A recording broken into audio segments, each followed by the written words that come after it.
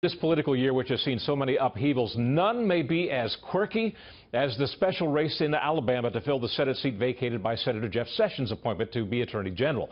That seat has been temporarily filled by former Alabama Attorney General Luther Strange. But in the GOP primary August 15th, Strange got an unwelcome surprise.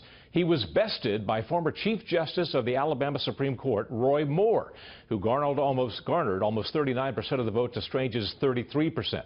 The two will face off in a runoff election later this month.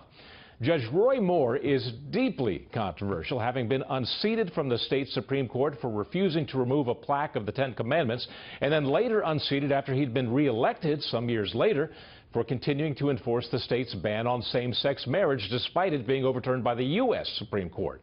Moore is running in large part on his record of defiance.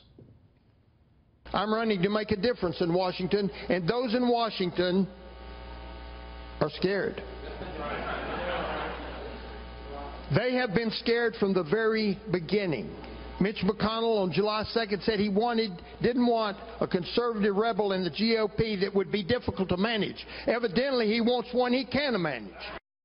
Luther Strange is running with the endorsement of Senate Leader McConnell and President Trump. He said recently that I've done everything you can possibly do to support the president's agenda, and believe me, he said, that's what the people of Alabama want to see done.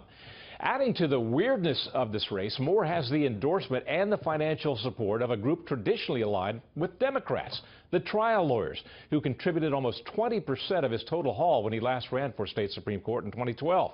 He has spoken openly against the use of arbitration to settle lawsuits favoring the big payouts of jury trials. A recent Emerson poll has Moore up considerably over Luther Strange, with 40% to 26%, with the runoff slated for September 26th.